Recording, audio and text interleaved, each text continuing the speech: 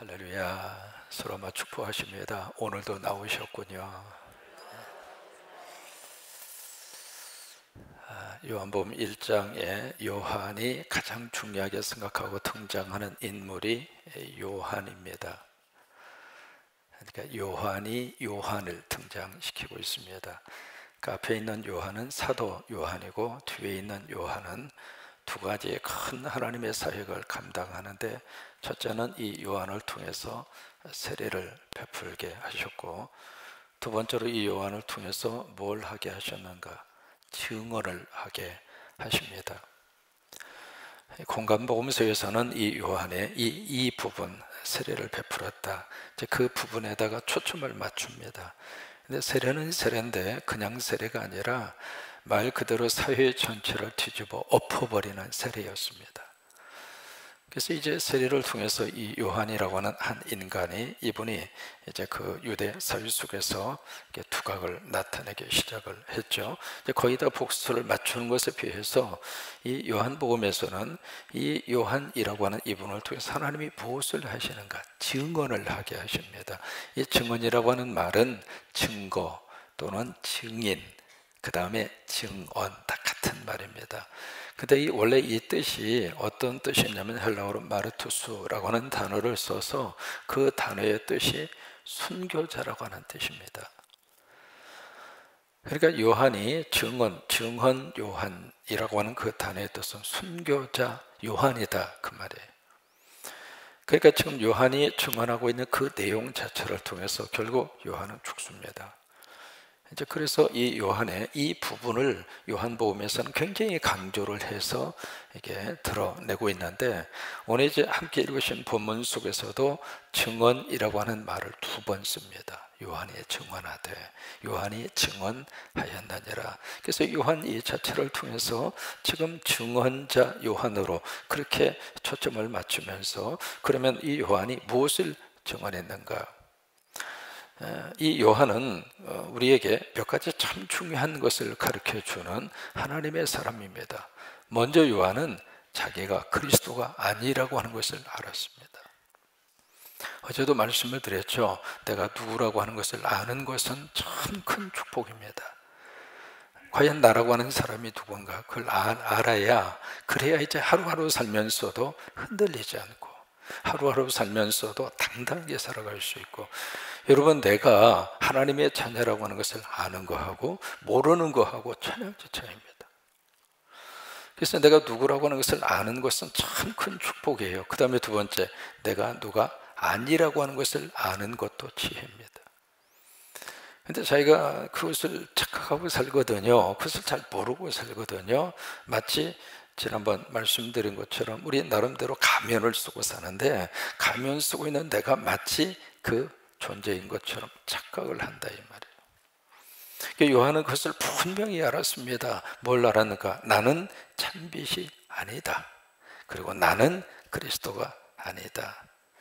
그것을 이제 요한 스스로는 알았고, 아는 것으로 끝나지 않고 그것을 모든 사람들 앞에서 공포합니다. 그게 쉬운 일이 아니었거든요. 왜냐하면 요한이 말라기 선지자 이후에 그 사회 속에 등장을 해서 유대 사회 전체 속에 엄청난 최고의 관심과 인기를 가지고 있었던 사람이 요한입니다. 그의 설교를 듣기 위해서 구름대처럼 사람들이 몰려들고 있습니다. 사람의 인기가 자기에게 쏠렸을 때 그 순간에 내가 무엇이 아니라고 선포하기는 어려운 거예요. 근데 그 순간에 요한은 그 자기의 자리를 분명하게 알고 있었습니다. 내가 뭐가 아니구나. 그것을 알고 있었고, 아는 것으로 끝나지 않고 그것을 고백을 합니다. 그래서 나는 그리스도가 아니다. 그러면서 이제 요한이 세 가지로 증언을 합니다. 구체적으로 예수가 누구냐? 그러면 내가 그리스도가 아닌데 그리스도이신 분이 이분인데, 바로 그분에 대한 세 가지의 증언을 오늘 본문에서 하고 있습니다. 첫째로 뭐라고 증언을 하고 있는가? 세상 죄를 지고 가는 하나님의 어린 양이다. 이게 이제 요한이 증언하고 있는 첫 번째 증언입니다. 그러니까 예수 그리스도에 대해서 요한이 세 가지로 오늘 증언을 하고 있거든요. 오늘 요한복음에서 오늘 본문 말씀이 굉장히 중요한 말씀입니다. 그래서 이제 요한의 첫 번째 증언, 세상 죄를 지우고 가는 하나님의 어린 양이다. 이제 예수 그리스도가 자기가 나오는 것을 보면서 그렇게 예수님에 대해서 증언을 하고 있습니다. 두 번째로 어떤 증언을 하고 있는가? 그 예수님이 바로 성령으로 세례를 주시는 분이다. 이게 두 번째 요한의 증언입니다. 나는 물로 세례를 베푸는 사람이지만 내가 물 세례를 주는 것이 나의 역할이지만은 내 뒤에 오시는 분, 그 예수 그리스도는 성령으로 세례를 주시는 분이다. 여러분, 예수 믿으면 하나님이 우리에게 성령 세례를 주신다 이 말이에요. 그러면서 세 번째로 뭘 증언하고 있는가? 바로 그 예수 그리스도가 하나님의 아들이다. 이게 요한의 증언입니다. 근데 이 세 가지 이 증언 자체가 목숨을 걸어야 할 만큼 이 증언 자체가 그 당시의 사회와 그 당시의 사람들에게 있어서는 위험한 증언이라 이 말이에요. 여러분, 북한에서 내가 예수 믿습니다, 그 증언을 하면 어떻게 될 것 같아요? 죽습니다. 죽는 정도가 아니죠. 그의 온 가족이 몰살을 당합니다. 우리는 흔하게 같이 한번 해보실까요? 나는 예수를 믿습니다. 이거 마음대로 외칠 수 있는 것이 얼마나 큰 은혜인가. 마음대로 모여서 기도하고 새벽이든 저녁이든 밤이든. 예배 드리기 싫어서 지금 예배 못 드리는 사람이 많잖아요. 예배 드리는 그 자체가 우리가 지금 누가 완전히 이것을 법으로 금지를 해서 예배 드리면 처형시키겠다, 예배를 드리면 감옥에 가두겠다, 그런 사회, 그런 세상에서 우리가 살고 있지 않잖아요. 여러분, 이것이 얼마나 큰 복인지를 우리는 잘 못 느끼고 있잖아요. 근데 북한 그 땅에서 그렇게 지금 세례 요한, 이 증언자 요한이 증언한 것처럼 나는 예수 그리스도를 믿는 사람입니다. 그래서 예수님에 대해서 증언하는 사람이 있다면 그 사람은 곧 증언과 더불어서 순교예요. 성경책만 취침하고 있는 것이 발견이 돼도 온 가족이 아우지탕과입니다. 지금 세례 요한이 바로 그런 분위기 속에서 지금 증언을 하고 있는데, 증언의 내용 자체가 바로 이거라고 하는 거예요. 자, 오늘 본문의 말씀 29절부터 봅니다. 이튿날 요한이, 여러분, 이튿날이라고 하는 이 단어가 물론 영어로는 the next day, 그 다음 날 그렇게 되어 있습니다만은 시간적으로 그 앞에 있는 28절의 말씀이 끝나고 나서, 그러고 나서 그 다음 날, 그런 의미라기보다는 상당한 시간이 경과한 후 그렇게 이해하고 이 말씀을 읽으셔야 돼요. 우리가 생각하는 시간적인 개념으로 어제 있었고 그 다음 날 있었고 그런 의미에서의 이튿날이 아니고 상당한 시간이 경과한 후에 그렇게 이해를 하셔야 됩니다. 요한이 예수께서 자기에게 나오심을 봅니다. 예수님이 요한에게 지금 찾아오시는 거잖아요. 찾아오시는 그 예수님을 보면서 요한이 이제 지금 첫 번째 예수 그리스도에 대한 증언이 바로 이겁니다. 세상 무엇을, 죄를, 그 다음에 어떻게 지고 가는 하나님의 어린 양이다. 여러분, 이 단어, 세상이라고 하는 단어가 나왔죠. 그 다음에 죄라고 하는 단어가 나왔죠. 그 다음에 하나님의 어린 양이라고 하는 단어가 나왔습니다. 여러분, 이 단어 전부 다 중요한 개념을 가지고 있는 단어입니다. 여기 세상이라고 하는 이 말을 헬라어로 코스모스라고 합니다. 코스모스. 코스모스 하면 생각나는 게 있죠. 코스모스 한들한들, 가을에 피어나는 코스모스. 그 코스모스이기도 하겠습니다만은 이 헬라어 코스모스라고 하는 것은 우주를 말합니다. 또 하나 이 코스모스라고 하는 말은 질서를 의미합니다. 그게 이제 원래 세상이라고 하는 말을 뜻하는 헬라어의 뜻인데, 성경에서의 이 세상은 그렇게 조화롭고 화목하고 질서가 있는 우주적인 의미에서의 세상이 아닙니다. 하나님을 거역하고 하나님을 떠나고 하나님을 부정하는 개념으로서의 세상입니다. 근데 이 세상 근데 이 세상 그 다음이 바로 뭐냐면 죄예요. 이 죄라고 하는 단어는 우리가 여러 가지로 성경에서 등장을 하고 있고 여러 가지로 죄에 대한 문제를 해석을 하고 있잖아요. 하마르티아 해서 관역에서 벗어나다, 하나님의 말씀의 율법을 어긋나다, 뭐 여러 가지 우리가 해석을 하고 있습니다만은 아무튼 죄 중에서 가장 큰 죄가 무슨 죄일까? 뭘 것 같아요? 하나님의 아들 예수 그리스도를 믿지 않는 죄. 그 죄가 가장 큰 죄입니다. 그러니까 그 모든 죄, 근데 이 죄가 무슨 죄인가? 세상 죄입니다. 여러분, 여기서 참 중요한 이 요한복음을 통해서 우리에게 주시고 있는 하나님의 귀한 말씀의 의미를 다시 한번 우리가 깨달았으면 좋겠습니다. 예수 믿는 사람들의 죄만 위해서 어린 양이 온 게 아닙니다. 세상 죄입니다. 우리가 알고 있는 대로 요한복음 3장 16절 여러분 기억하시죠? 하나님이 무엇을? 그때도 세상이잖아요. 하나님이 예수 믿는 사람들을만 사랑해서 그렇게 기록한 것이 아니라 세상이에요.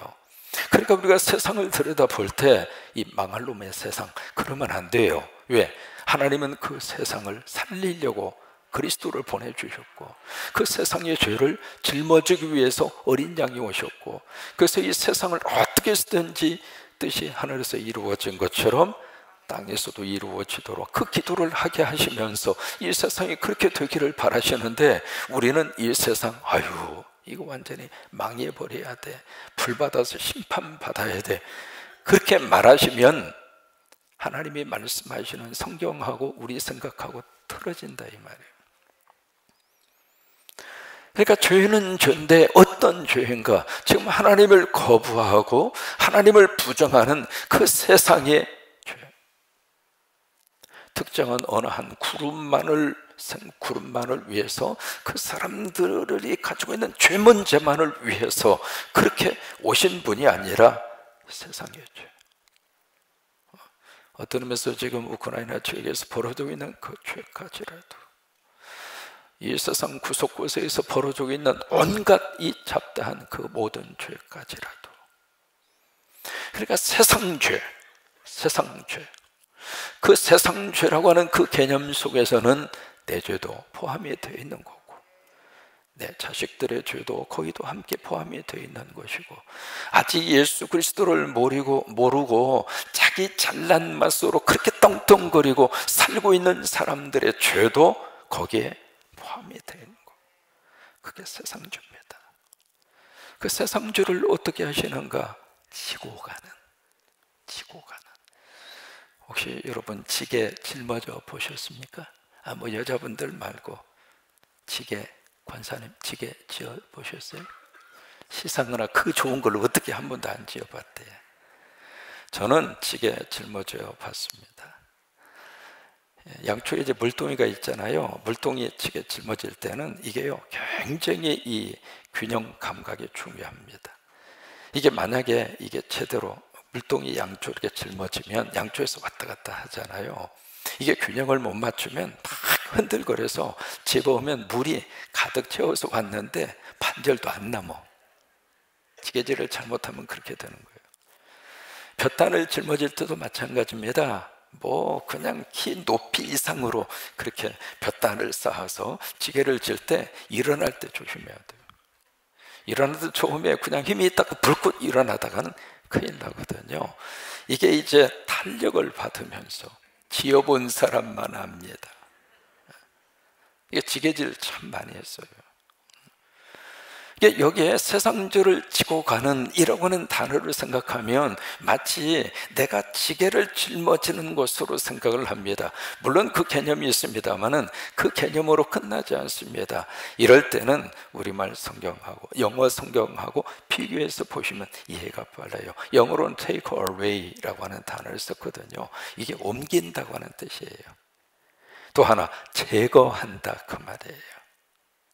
단순히 지게에다 이것을 짊어지고 그렇게 지고 가는 그 개념으로만 우리가 생각하잖아요. 마치 예수님이 그 내가 지은 죄를 대신 다 어깨에다가 다 담아서, 그것을 지게에다가 이렇게 담아서 그렇게 해서 이렇게 지고 가는 것으로만 생각을 하는데, 그 개념이 아니라 이 지고 간다고 하는 말은 옮겨서 없앤다 이 말이에요. 그래서 축복이에요. 그러니까 세상의 이 죄를 완전히 짊어지고 그것을 옮겨서 깨끗이 제거해 주시는 하나님의 어린 양이다 이 말이에요. 여러분, 이 어린 양이라고 하는 이 단어를 생각을 하면 머릿속에 이제 뭐가 떠오르냐면은 출애굽의 사건 속에서 기억나는 한 절기가 있습니다. 무슨 절기죠? 유월절입니다. 여러분, 유월절은 6월달에 있어서 6월절이 아니에요. 6월 넘어간다 이 말이에요. 출애굽의 마지막 재앙이 있기 전 하나님께서 어린 양을 잡아서 어디에 발라요? 임방과 문설주에 어린 양의 피를 발라요. 그래서 그 안에 있으면은 죽음의 사자가 쑥 지나가다가 죽음의 사자가 가는 장소마다 다 사람들이 죽어 나자빠지는데, 이 죽음의 사자 이렇게 가다가 그 피를 보고 어떻게 해요? 아, 이 집이 아니네. 그리고 넘어간 거예요. 그러니까 집 안에 있는 사람은 집 안에만 있으면 살았다 그 말이에요. 그러니까 희생을 통해서 살림의 역사가 일어난 것이 유월절이에요. 어린 양의 희생을 통해서 그 가정의 식구들이 다 살아난 거예요. 그러니까 이 어린 양이라고 하는 것은 그것을 의미하고 있거든요. 그러니까 이게 세례 이 증언자 요한을 통해서 예수는 세상의 죄를 짊어지고 가는 하나님의 어린 양이다. 이것을 그 다음에 두 제자에게 한 번 더 증언을 합니다. 오늘 본문 말씀 속에서. 그 다음에 그 다음 절을 보십니다. 이 30절. 내가 전에 말하기를 내 뒤에 오는 사람이 있는데, 이게 이제 요한이 그 전에 했던 그 말입니다.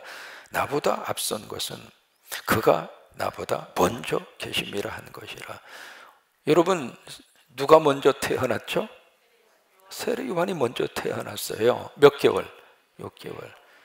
그러니까 민증 까면 주민등록상 세례 요한이 먼저입니다. 그리고 여기에 그런 의미에서 세례 요한이 먼저 태어났어요. 그러니까 육신적인 관점에서 먼저 태어났지만, 그러나 이 예수 그리스도가 나보다 깊은 영적 존재, 이것을 가리켜서 선제론이라고 합니다. 선제론. 그러니까 예수 그리스도가 먼저 계셨다 그 말이에요. 왜요? 예수 그리스도가 요한복음 1장 1절에서 증언하고 있는 대로 태초에 말씀이 계시니라. 그 말씀이 곧 하나님이시라. 근데 1장 14절에 그 말씀이 육신이 되신 분이 예수 그리스도라 그 말이에요.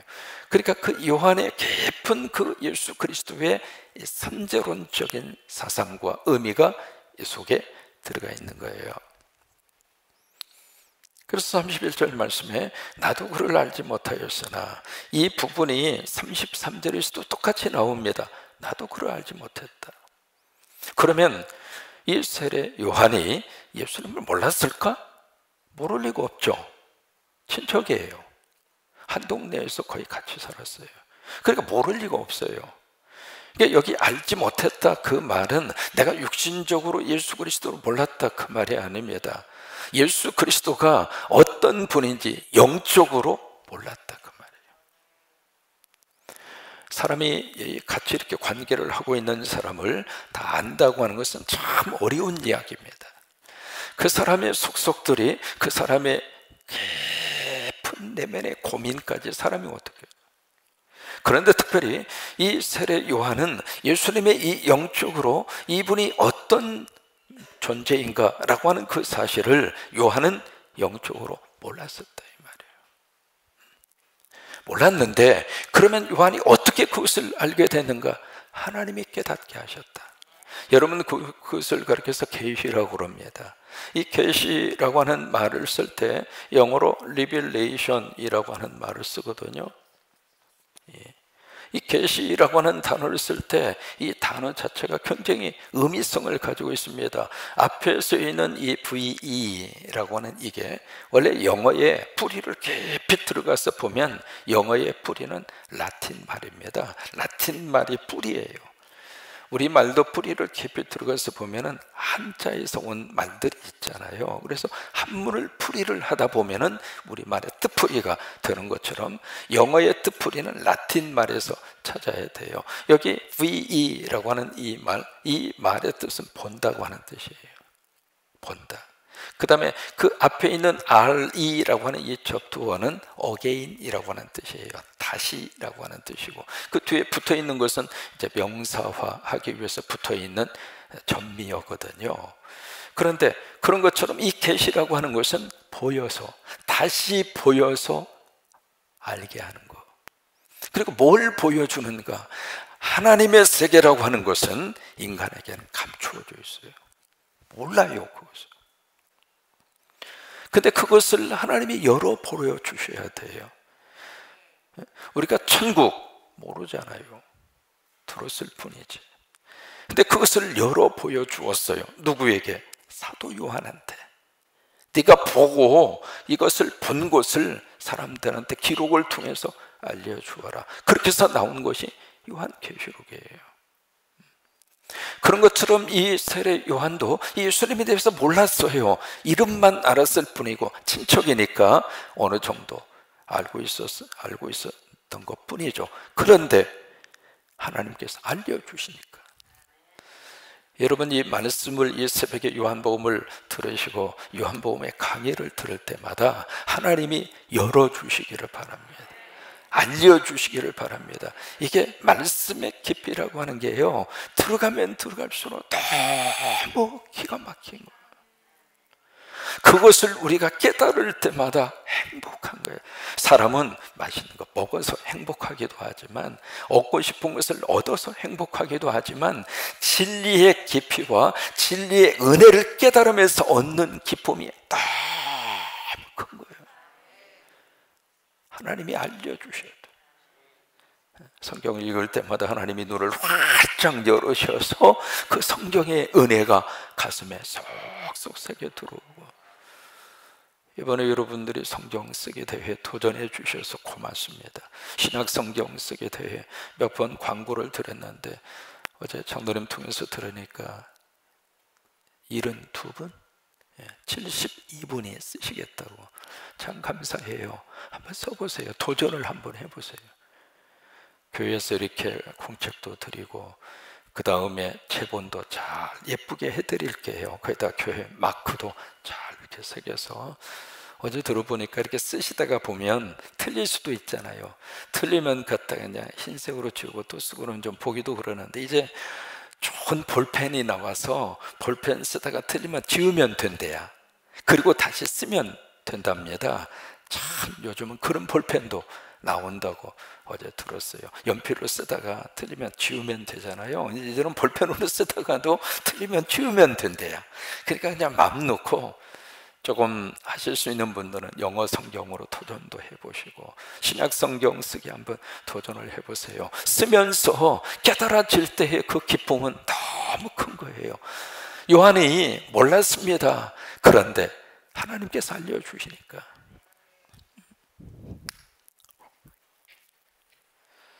그러면서 32절 말씀에 요한이 증언합니다. 내가 봄에 성령이 비둘기같이 하늘에서 내려와서 그 위에 머물렀더라.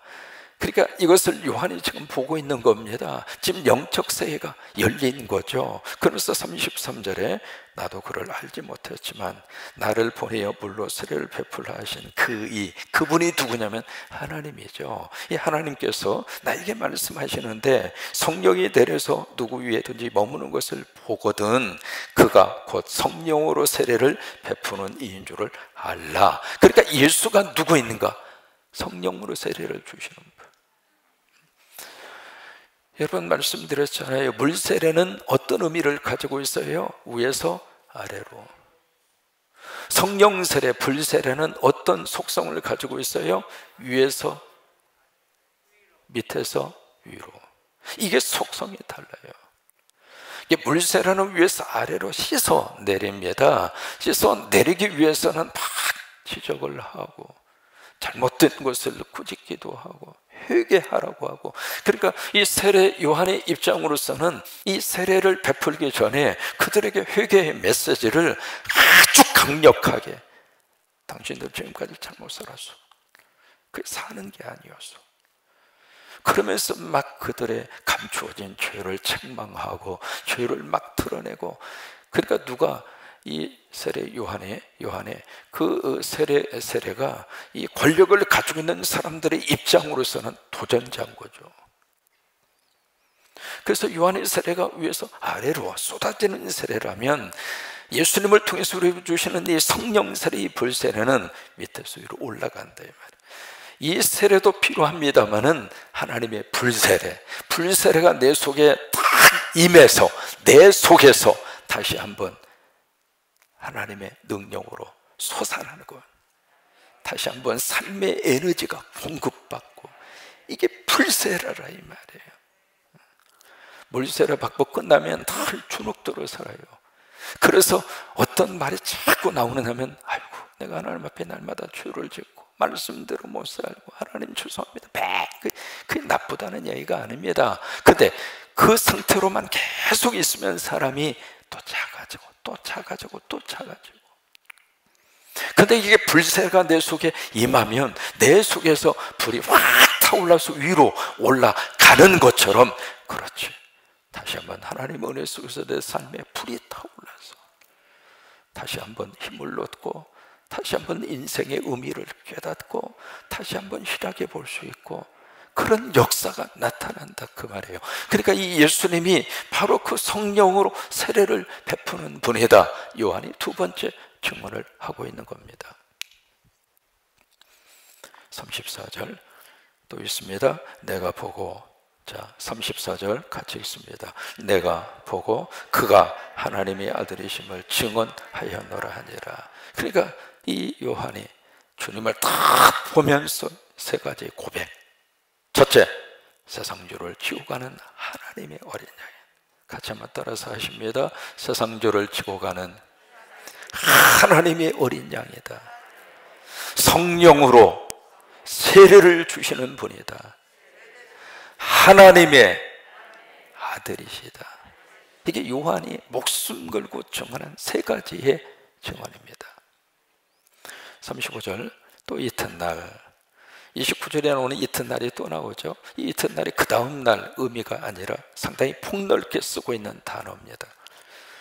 요한이 자기의 제자 두 사람과 함께, 이 제자 두 사람이 누구일까? 한 사람의 이름은 여기에 기록이 되어 있죠. 40절에 시몬 베드로의 형제 안드레, 이게 한 사람이고, 그러면 나머지 한 사람은 누군가? 추측을 합니다. 이 요한 복음을 쓰고 있는 사도 요한일 것이다, 그렇게 추측을 해요. 왜냐하면 요한 복음을 쓰면서 요한은 자기의 이름을 거기다가 집어넣지 않습니다. 그래서 요한일 것이다 이렇게 추측을 해요. 두 사람이 같이 서 있는데 36절에 여기서 이제 그 세례 요한이 한 번 더 예수님에 대해서 증언을 합니다.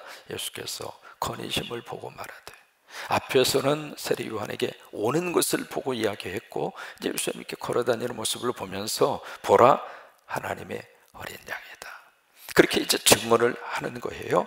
그러니까 37절에 두 제자가 자기 스승의 말을 듣고 누구를 따라가느냐면 예수님을 따라가요. 여러분 머릿속에 그림을 한번 그려보세요. 스승이라고 하는 것은 제자들을 자기 영향권 하에 묶어두고 싶은 거예요. 그게 스승이에요. 그래서 자기 제자가 자기 안으로 자꾸 이렇게 몰려들기를 원하는 거예요. 그게 스승이 가지고 있는 어떤 사람이든지 마찬가지입니다. 자기의 공동체, 자기의 조직권 속에 조직원이 들어오기를 원하는 거예요. 근데 여기 요한은 지금 정반대의 현상이 나타나고 있거든요. 자기 제자들한테 야, 하나님의 어린 양이야. 여러분 그 말이 무슨 뜻이냐면 저분이 바로 답이야. 저 예수 그리스도가 네 인생의 답이야.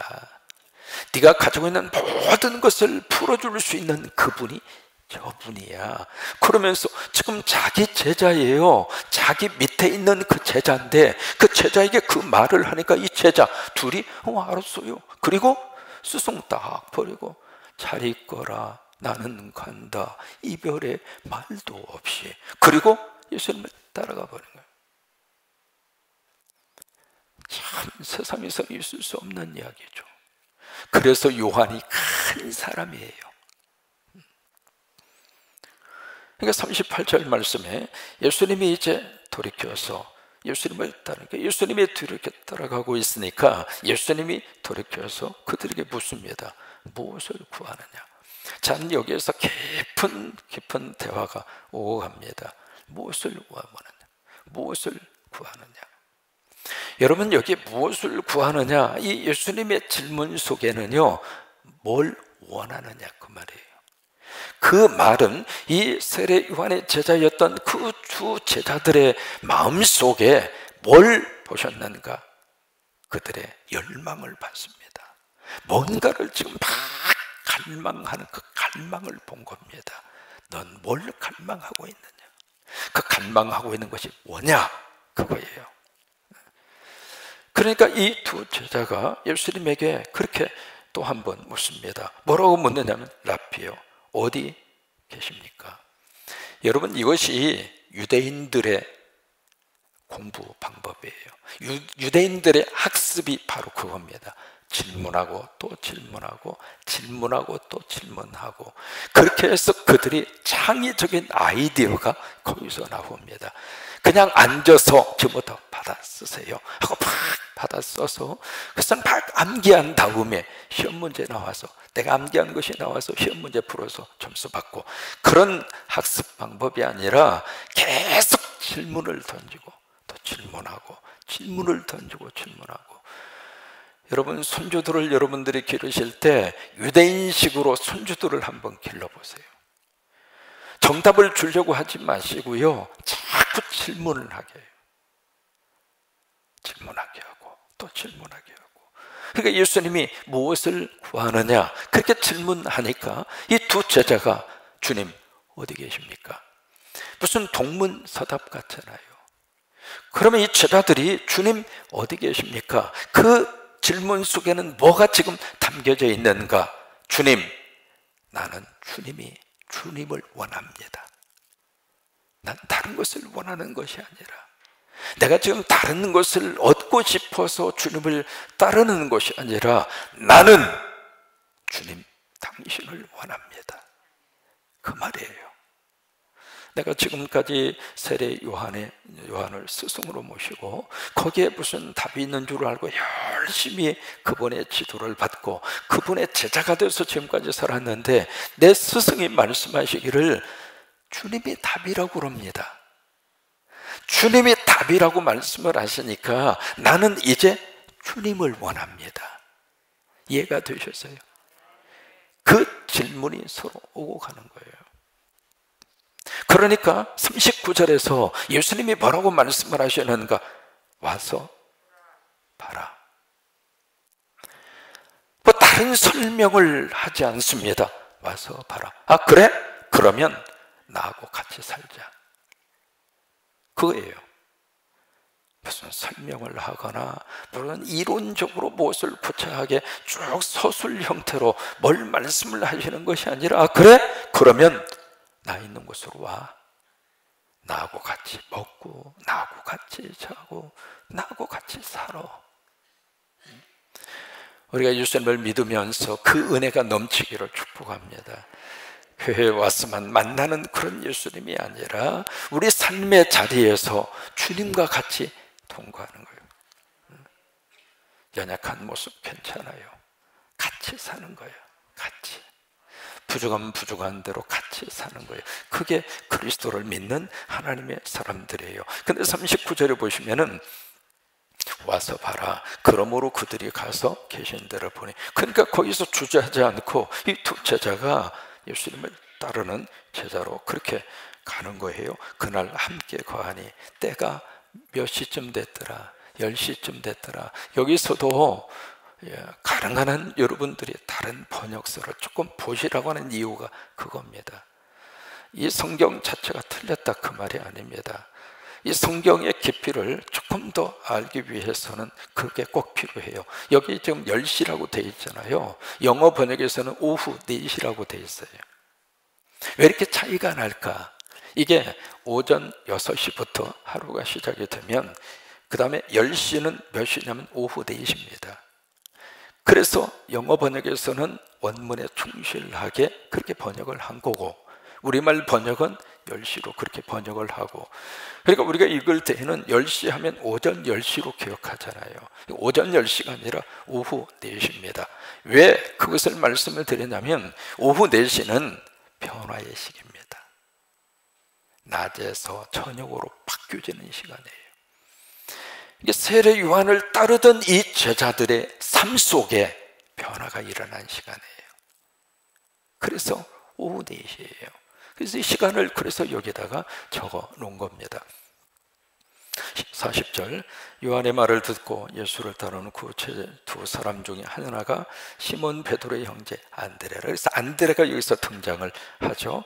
41절 함께 있습니다. 그가 먼저 자기의 형제 시몬을 찾아 말하되 우리가 메시아를 만났다고. 참 여러분, 성경에서 안드레는요 특별한 일을 하지 않았어요. 이 안드레는 특별한 제자로서의 특출난 부분이 성경에는 없습니다. 그런데 이 안드레는 참 몇 가지 중요할 때마다 큰 사역을 감당해요. 그 중에 하나가 바로 뭐냐면 그가 먼저 자기 형제 시몬에게 찾아갑니다.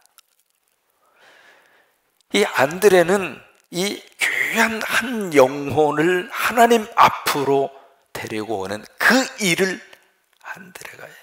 그래서 베드로라고 하는 인물이 탄생된 거예요. 그런 상상을 해봅니다. 여러분들이 정말 한 분을 이곳으로 모셔올 수만 있다. 여러분 내일 새벽 여러분들이 온 가족이 함께 오셨으면 좋겠습니다. 우리 영아부 유치부에서 헌신하며 예비원으로 헌신을 하시고 우리 70주년을 맞이해서 본교에 주신 목회자가 오셔서 함께 새벽 예배를 함께 드리시게 됩니다. 왜 이것을 구상을 했는가 말씀을 드렸죠. 그분이 얼마나 설교를 잘하는가 그거 평가하는 시간이 절대로 아닙니다.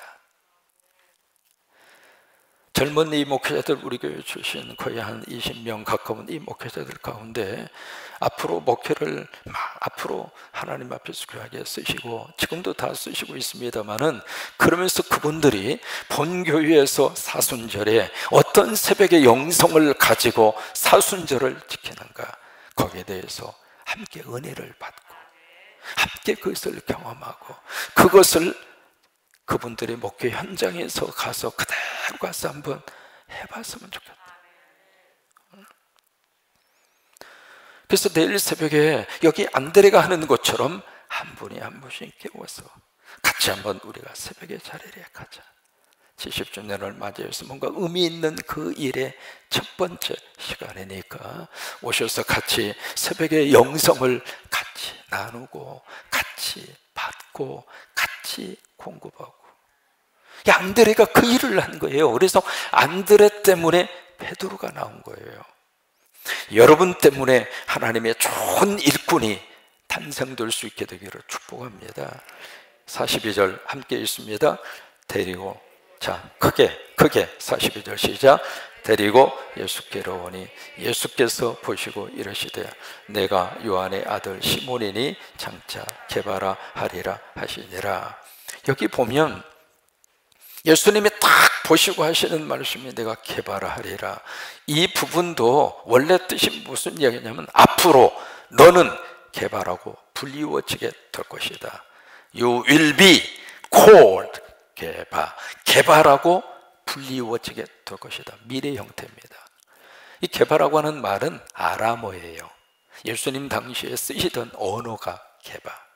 그것을 헬라어로 번역하면 베드로예요. 헬라어. 그러니까 이게 그 언어 자체가 그때만 하더라도 여러 가지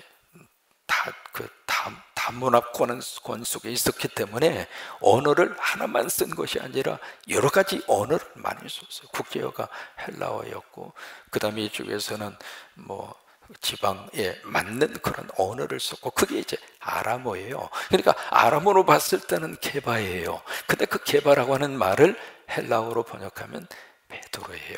그러니까 앞으로 네가 베드로가 될 것이다. 근데 베드로는 번역하면, 그 다음에 여기서 친절하게 해석을 해놨잖아요. 게바는 번역하면 베드로라. 근데 그 베드로라고 하는 단어의 뜻은 반석이라, 그 말이에요. 지금 그가 게바가 아닙니다. 지금 그가 반석이 아닙니다. 지금 그가 베드로가 아닙니다. 장차 네가 그렇게 될 것이다. 뭘 봤어요? 예수님은 그 안에 있는 엄청난 하나님의 역사하심과 잠재력을 보았습니다. 하나님은 우리를 그렇게 보십니다. 하나님은 우리를, 여러분 시몬이라고 하는 그 당시에 흔한 이름이에요. 시몬이라고 하는 단어의 뜻 자체가 별로 좋지가 않습니다. 불안하고 연약하고 죄악돌 같고 뭐 그런 뜻을 가지고 있거든요. 근데 그런 시몬인데, 그 시몬을 보는 순간에 앞으로 너는 게바라고 불리워지게 될 것이다. 너는 앞으로 반석이 될 것이다. 여러분 속에 이런 하나님의 거룩한 은혜와 축복이 넘치기를 주의 이름으로 축원합니다. 하나님이 우리의 자녀들을 보시면서 너는 앞으로 큰 예수의 살림꾼이 될 것이다. 그 복을 하나님이 부어주셔서 여러분 우리 손주들을 보실 때마다 그렇게 축복하십시오. 너는 앞으로 하나님의 큰 일꾼이 될 것이다. 너는 이 땅에 선한 영향력을 미치는 지도자가 될 것이다. 너는 앞으로 이 세상에 없어서는 안 되는 그런 존재로 하나님이 너를 축복하실 것이다. 그래요, 믿음으로 선포하는